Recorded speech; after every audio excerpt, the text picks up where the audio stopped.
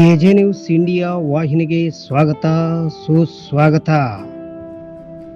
CI2 ಜಿಲ್ಲಾ ಮಟ್ಟದ ಕಾರ್ಯಾಗಾರ ಸಿರುಗುಪ್ಪ ನಗರದ APMC ಶ್ರಮಿಕರ ಭವನದಲ್ಲಿ ಏರ್ಪಡಿಸಲಾಯಿತು.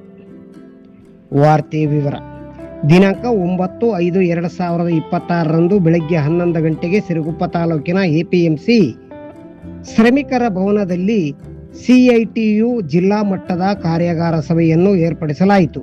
ಇದೇ ಸಂದರ್ಭದಲ್ಲಿ ಪತ್ರಿಕಾ ಮಾಧ್ಯಮದ ಮಿತ್ರರನ್ನು ಕರೆಸಿ ಪತ್ರಿಕಾಗೋಷ್ಠಿಯನ್ನು ಸಹ ನಡೆಸಲಾಯಿತು. ಈ ಸಭೆಗೆ ಮುಖ್ಯ ಉದ್ದೇಶಗಳನ್ನು ಮತ್ತು ಕಾಮ್ರೇಡ್ ಎಸ್ ವರಲಕ್ಷ್ಮಿ CITU ರಾಜ್ಯ ಪ್ರಧಾನ ಕಾರ್ಯದರ್ಶಿಗಳು ಸಂಪೂರ್ಣವಾದ ಮಾಹಿತಿ ನೀಡಿದ್ದಾರೆ. ಈ ಒಂದು ಕಾರ್ಯಾಗಾರ ಸಭೆಗೆ ಮುಖ್ಯ ಅತಿಥಿಗಳಾಗಿ ಆಗಮಿಸಿದ CITU ಪ್ರಧಾನ ಕಾರ್ಯದರ್ಶಿಗಳಾದ comrade L Manjunatha, comrade H Thippayya ಹಾಗೂ ಬಳ್ಳಾರಿ ಜಿಲ್ಲಾ ಅಧ್ಯಕ್ಷರುಗಳಾದ ಕಾಮ್ರೇಡ್ ಜಿ ಸತ್ಯಬಾಬು CITU ಜಿಲ್ಲಾ ಉಪಾಧ್ಯಕ್ಷರುಗಳಾದ ಕಾಮ್ರೇಡ್ ಮಲ್ಲಮ್ಮ ಮತ್ತು CITU ಬಳ್ಳಾರಿ ಜಿಲ್ಲಾ ಪ್ರಧಾನ ಕಾರ್ಯದರ್ಶಿಗಳಾದ comrade B Umadevi, CITU Ballari ಜಿಲ್ಲಾ ಖಜಾನ್ಸಿಗಳಾದ ಕಾಮ್ರೇಡ್ HB ಓಬಳೇಶಪ್ಪ, CITU ಜಿಲ್ಲಾ ಉಪಾಧ್ಯಕ್ಷರುಗಳಾದ ಕಾಮ್ರೇಡ್ BL ಹಿರಣ್ಣ, CITU ಜಿಲ್ಲಾ ಉಪಾಧ್ಯಕ್ಷರುಗಳಾದ ಕಾಮ್ರೇಡ್ B ಸುರೇಶ ಹಾಗೂ CITU ಜಿಲ್ಲಾ ಕಾರ್ಯದರ್ಶಿಗಳಾದ comrade M Huliyappa, M Lakshmana, Nagaraja Gowda, R Mallayya ಹಾಗೂ ಇನ್ನೂ ಹಲವಾರು ಜನ ಸಂಗಾತಿಗಳು ಸೇರಿಕೊಂಡು ಈ ಒಂದು ಕಾರ್ಯಾಗಾರ ಪತ್ರಿಕಾಗೋಷ್ಠಿಯನ್ನು ಯಶಸ್ವಿಗೊಳಿಸಿದರು.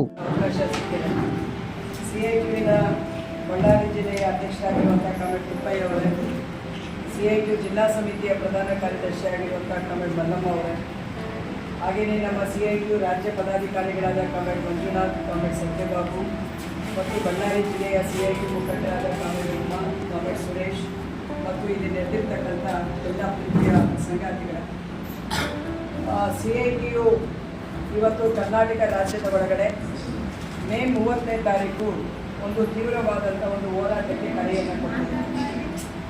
ಈ ಕರೆಯ ಬಹಳ ಮುಖ್ಯ ಉದ್ದೇಶ ಏನು ಅಂತ ಹೇಳಿದ್ರೆ, ನಮ್ಮ ರಾಜ್ಯದಲ್ಲಿ 1,77,00,000 ಜನ ಕಾರ್ಮಿಕರು ಕನಿಷ್ಠ ವೇತನದ ಕಾಯ್ದೆ ಅಡಿಯಲ್ಲಿ ಬರ್ತಾರೆ. ಇವರಿಗೆ ಕನಿಷ್ಠ ವೇತನವನ್ನು ಬೆಲೆ ಮಕ್ಕಳು ಅಂತ ಹೆಣ್ಣುಮಕ್ಕಳು ಅಂತ ಅರ್ಥ. ಎಲ್ಲ ಕಡೆಯಲ್ಲಿ ಕೂಡ ಮೆಜಾರಿಟಿ ಮತದಾನದ ಹಕ್ಕನ್ನ ಕಳ್ಕೊಂಡಿರೋದು ಯಾರು ಅಂದ್ರೆ ಹೆಣ್ಮಕ್ಳು ಅನ್ನೋದನ್ನ ನಾವು ನೋಡ್ಬೇಕು. ಮತ್ತೆ ಈಗ ನಮ್ಮ ಇಲ್ಲಿ ಇರ್ತಕ್ಕಂಥ local election commission tahsildar DC ಏನ್ ಹೇಳಿದ್ದಾರೆ ನೋಡಿ, ಯಾರು ಮನೆ ಸೊಸೆ ಇದ್ದಾರೆ ಆ ಸೊಸೆಯನ್ನ ಆ ಮನೆಯ ಮೊಮ್ಮಗಳು ಅಂತ ಹೇಳಿ ಪರಿವರ್ತಿಸಿ ಅಂತ ಹೇಳಿದ್ದಾರೆ. ಮನೆಯ ಮೊಮ್ಮಗಳು ಅಂತ ಪರಿವರ್ತಿಸಿದ್ರೆ ಎಲೆಕ್ಷನ್ ಟೈಮ್ಗೆ ಅದೇ 8 ದಿನ 10 ದಿನದ ಮೇಲೆ BJP ಅವರು ಕಾಂಗ್ರೆಸ್ನವ್ರ ಮೇಲೆ ಎಲೆಕ್ಷನ್ ಕಮಿಷನ್ಗೆ ದೂರು ಕೊಟ್ರೆ ಫಲಿತಾಂಶ ಏನಾಗುತ್ತೆ?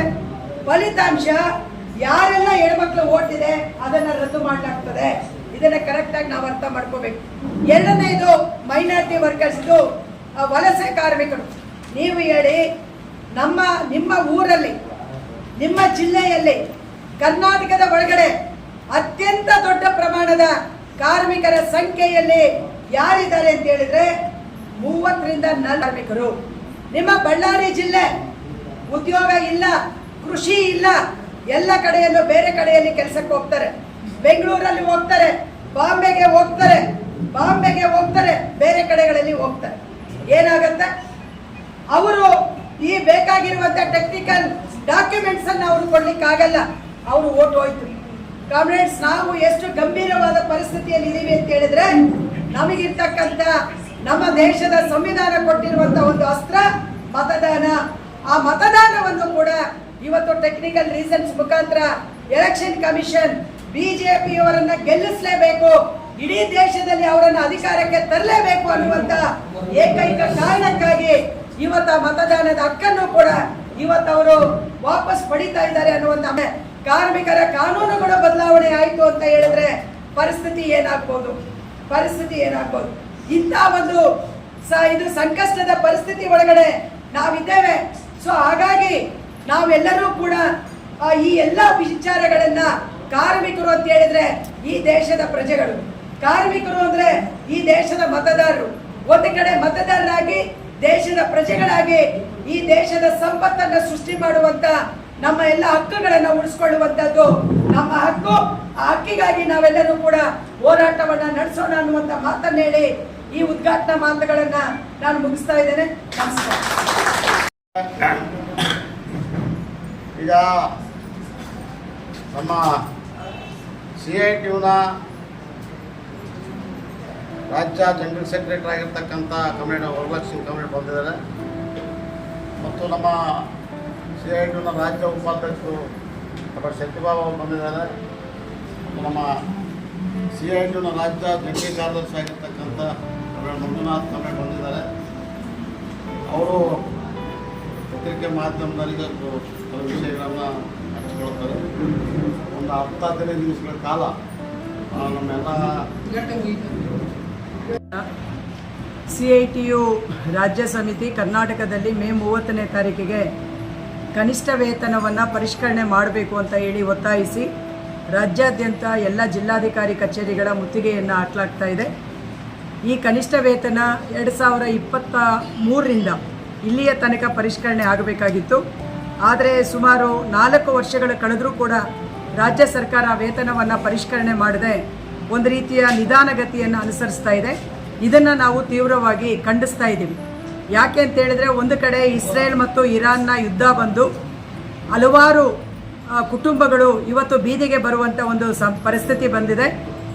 ಸಾವಿರಾರು ಜನ ಆಟೋ ಕಾರ್ಮಿಕರು ಇವತ್ತು ಗ್ಯಾಸ್ ಹೆಚ್ಚಳ ಆಗಿ ಅವರು ಕೂಡ ಇವತ್ತು ಬೀದಿಗೆ ಬರ್ತಾ ಇದ್ದಾರೆ. ಮತ್ತು ಕರ್ನಾಟಕದಲ್ಲಿ ಅತ್ಯಂತ ದೊಡ್ಡ ಪ್ರಮಾಣದ ಬೆಲೆ ಏರಿಕೆಯಿಂದಾಗಿ ಕಾರ್ಮಿಕರು ತುಂಬ ಸಂಕಷ್ಟದ ಒಂದು ಬದುಕನ್ನು ಇವತ್ತು ನಡೆಸ್ತಾ ಇದ್ದಾರೆ. ಹಾಗಾಗಿ ಈ ಬೆಲೆ ಏರಿಕೆಯ ಆಧಾರದ ಒಳಗಡೆ ಆ ಬೆಲೆ ಇದು ವಸ್ತುಗಳನ್ನು ಕೊಂಡುಕೊಳ್ಬೇಕು ಅಂತ ಹೇಳಿದರೆ ಜನರ ಕೈಯಲ್ಲಿ ಹಣ ಬೇಕಾಗ್ತದೆ. ಆದರೆ ಇವತ್ತು ರಾಜ್ಯ ಸರ್ಕಾರಗಳು ಚುನಾವಣೆಗಳು ಬಂದಾಗ ಹಲವಾರು ಉಚಿತವಾದ ಘೋಷಣೆಗಳನ್ನು ಮಾಡ್ತಾರೆ. ಆದರೆ ದುಡಿಯುವಂಥ ಕಾರ್ಮಿಕರಿಗೆ ಕನಿಷ್ಠ ವೇತನವನ್ನು ಕಾನೂನಿನ ಪ್ರಕಾರ ಪರಿಷ್ಕರಣೆ ಮಾಡಬೇಕು ಅನ್ನುವಂಥ ವಿಚಾರದಲ್ಲಿ ಅವರು ಯಾವಾಗಲೂ ಕೂಡ ನಿಧಾನಗತಿಯನ್ನು ಅನುಸರಿಸಿ ಬಂಡವಾಳಗಾರರ ಲಾಭವನ್ನು ಹೆಚ್ಚಳ ಮಾಡಲಿಕ್ಕೆ ಅವರು ಪ್ರಯತ್ನಗಳನ್ನು ನಡೆಸ್ತಾ ಇರ್ತಾರೆ. ಕರ್ನಾಟಕದಲ್ಲೂ ಕೂಡ ಈ ವೇತನ ಹೆಚ್ಚಳ ಮಾಡಬೇಕು ಅಂತೇಳಿ ನಾವು CITU ನಿಯೋಗ ಸಂಬಂಧಪಟ್ಟವರನ್ನು ಭೇಟಿಯಾದಾಗ ಎಲ್ಲರ ಬಾಯಲ್ಲೂ ಕೂಡ ಬರ್ತಾ ಇರುವಂಥದ್ದು, ಕನಿಷ್ಠ ವೇತನ ಪರಿಷ್ಕರಣೆ ಆಯಿತು ಅಂತ ಹೇಳಿದ್ರೆ ರಾಜ್ಯದಲ್ಲಿ ಬಂಡವಾಳಗಾರರು ತಮ್ಮ ಬಂಡವಾಳವನ್ನು ವಾಪಸ್ ತಗೊಂಡು ಕಾರ್ಖಾನೆಗಳನ್ನು ಬೇರೆ ರಾಜ್ಯಗಳಿಗೆ ತಗೊಂಡು ಹೋಗ್ಬಿಡ್ತಾರೆ. ಹಾಗಾಗಿ ನಮ್ಮ ರಾಜ್ಯದ ಅಭಿವೃದ್ಧಿ ಕಷ್ಟ ಆಗುತ್ತೆ ಅಂತಕ್ಕಂಥ ಸಬೂಬನ್ನು ಹೇಳ್ತಾ ಇದ್ದಾರೆ. ಆದರೆ ಅಭಿವೃದ್ಧಿ ಅನ್ನುವಂಥದ್ದು ನಾವು ಹೇಳುವಂಥದ್ದು ಮಾನವ ಕೇಂದ್ರಿತವಾದಂಥ ಅಭಿವೃದ್ಧಿ ಆಗಬೇಕು, ಬಂಡವಾಳ ಕೇಂದ್ರಿತವಾದ ಅಭಿವೃದ್ಧಿ ಅಲ್ಲ. ಮಾನವ ಕೇಂದ್ರಿತವಾದ ಅಭಿವೃದ್ಧಿ ಆದಾಗ ಮಾತ್ರನೇ ಒಂದು ರಾಜ್ಯದಲ್ಲಿ ದೇಶದಲ್ಲಿ ಒಂದು ಸಮಾನತೆಯನ್ನು ಸಾಧಿಸಲಿಕ್ಕೆ ಸಾಧ್ಯ ಆಗುವಂಥದ್ದು. ಸಂಪತ್ತನ್ನು ಸೃಷ್ಟಿ ಮಾಡ್ತಕ್ಕಂಥ ಸೇವೆಯನ್ನು ಕೊಡ್ತಕ್ಕಂಥ ಕಾರ್ಮಿಕರಿಗೆ ಕನಿಷ್ಠ ವೇತನ ಪರಿಷ್ಕರಣೆ ಮಾಡಲಾರ್ದೇನೆ ನೀವು ಅಭಿವೃದ್ಧಿ ಅಂತ ಹೇಳುವಂಥದ್ದು ಅದು ಡೋಂಗಿತನವನ್ನು ಪ್ರದರ್ಶನ ಮಾಡ್ತಾ ಇದ್ದೀರಿ ನೀವು. ಹಾಗಾಗಿ ನಾವು ಒತ್ತಾಯ ಮಾಡ್ತಾ ಇದ್ದೇವೆ, ಈಗ ನಮಗೇನು ನ್ಯಾಯಯುತವಾಗಿ ಕನಿಷ್ಠ ವೇತನವನ್ನು ಬರಬೇಕು, ಅದನ್ನು ನೀವು ಘೋಷಣೆ ಮಾಡಬೇಕು ಅನ್ನುವಂಥದ್ದನ್ನು ನಾವು ಕೇಳ್ತಾ ಇದ್ದೀವಿ. ನಾವು ಬೆಲೆ ಏರಿಕೆ ಆಧಾರದಲ್ಲಿ 36,000 ರೂಪಾಯಿ ಕನಿಷ್ಠ ವೇತನವನ್ನು ಜಾರಿ ಮಾಡಬೇಕು ಅನ್ನುವಂಥದ್ದು ಕೂಡ ಒತ್ತಾಯ ಮಾಡ್ತಾ ಇದ್ದೀವಿ. ರಾಜ್ಯದ ಎಲ್ಲ ಕಾರ್ಮಿಕರು ಕೂಡ ಸಂಘಟಿತರಾಗಿ ಮೇ 30ನೇ ತಾರೀಕಿಗೆ ಒಂದು ದೊಡ್ಡ ಪ್ರಮಾಣದಲ್ಲಿ ಹೋರಾಟವನ್ನು ಯಶಸ್ಸು ಮಾಡಬೇಕು. ಮಾತ್ರ ಅಲ್ಲ, ಕನಿಷ್ಠ ವೇತನವನ್ನು ಕೊಡಬೇಕು ಅಂತ ಹೇಳಿ ಒತ್ತಾಯ ಮಾಡಿ ಇಡೀ ರಾಜ್ಯದಲ್ಲಿ ಎಲ್ಲ ಕಡೆಯಲ್ಲಿ ಕೂಡ ಸಹಿ ಸಂಗ್ರಹವನ್ನು ಕೂಡ ನಾವಿವತ್ತು ಕಾರ್ಮಿಕರ ಹತ್ರ ಮಾಡಿಸ್ತಾ ಇದ್ದೀವಿ. ಸುಮಾರು 1,77,00,000 ಜನ ಈ ಕನಿಷ್ಠ ವೇತನಕ್ಕಾಗಿ ರಾಜ್ಯದಲ್ಲಿ ಕಾಯ್ತಾ ಇದ್ದಾರೆ ಅನ್ನುವಂಥದ್ದನ್ನು ಕೂಡ ನಾವು ಗಮನಿಸಬೇಕು. ಹಾಗಾಗಿ 1,77,00,000 ಜನರು ಕೂಡ ಮೇ 30ನೇ ತಾರೀಕು ಏನು ಇವತ್ತು CITU ಕರೆ ಕೊಟ್ಟಿದೆ ಜಿಲ್ಲಾಧಿಕಾರಿಗಳ ಮುತ್ತಿಗೆ ಕಾರ್ಯಕ್ರಮ, ಆ ಒಂದು ಕಾರ್ಯಕ್ರಮದಲ್ಲಿ ಭಾಗವಹಿಸಿ ತಮ್ಮ ಹಕ್ಕನ್ನು ಪಡ್ಕೊಳ್ಬೇಕು ಅಂತೇಳಿ ನಾನು ಈ ಮುಖಾಂತರ ಕರೆ ಕೊಡ್ತಾ ಇದ್ದೇನೆ. ನಮಸ್ಕಾರ. KG ನ್ಯೂಸ್ ಇಂಡಿಯಾ ವಾಹಿನಿ, ವರದಿಗಾರರು ವಿ ಗುರುಸ್ವಾಮಿ, ಸಿರುಗುಪ್ಪ. ಈ ಚಾನೆಲ್ ಅನ್ನು ಸಬ್ಸ್ಕ್ರೈಬ್ ಮಾಡಿ ಮತ್ತು ಪಕ್ಕದಲ್ಲಿರುವ ಬೆಲ್ ಬಟನ್